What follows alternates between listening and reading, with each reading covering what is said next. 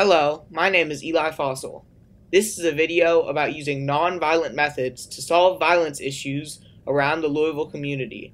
I'll be interviewing major peace activists around town to get a concept of how peace is used in daily life to combat violence.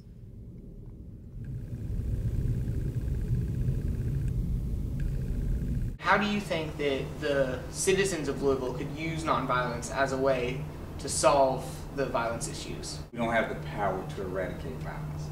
We won't have it unless people are willing to participate. What I, always like to try to at least influence others to at least consider in regards to nonviolence issues and all that that entails is to participate at some level with trying to impact a life. More or less, I feel if we raise awareness around the issue, then you give people more choices, especially young individuals. And in many of your programs, including this and your radio program, The Streets Are Talking, you talk about using music as a tool to combat violence. And could you extend on that idea? Trying to attempt to accomplish with the music connection is a way of using that as a therapeutic tool, if you will, to try to let those who are interested in music and have a passion for music, that is a way for you all to at least try to impact another life by either you being an artist per se and you creating language and lyrics to try to at least tell a story about how violence has actually impacted other lives and it has a lasting impact on those who have been affected by it, not just the victim, but the victim's families and all that entails. As a historian of activism, how do you think that the history of peace and activism could stand as a role model for activists today who are fighting against violence? I guess what I want to say about that is the movement of African Americans to challenge racism and segregation like they challenged it in Montgomery in 1955 with the Montgomery bus boycott when Rosa Parks sat down and Dr. King emerged as an amazing leader there, to the sit-ins with kids young as you are and younger, but certainly college students, especially young people, sitting in lunch counters and demanding equal treatment, demanding that people of color not be locked out anymore.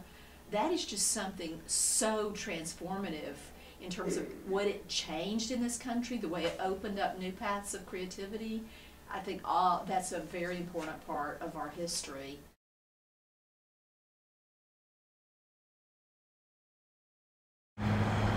Okay, Eli, we're now at 24th and Madison Street.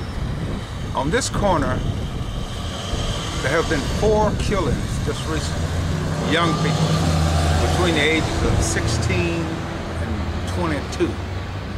Right here at this church, right underneath that sign, Church of the Living God, a kid was pinned underneath an automobile. Killed right there. Drug deal gone bad. Approximately a month ago, 2 kids, and I would say they probably between 16 and 17 years old, came to this particular house and just randomly shot it up. As you can see, there's several bullet holes, and there were people in the house. One which was a kid that almost got, a bullet just barely missed it. Away from negative energies and concentrate more and focus more on virtues, which is patience, temperance, understanding, and love. The violence comes about as a result of lack of anything else to do with the energy. It's a nonviolent means to get out the word that another world is possible.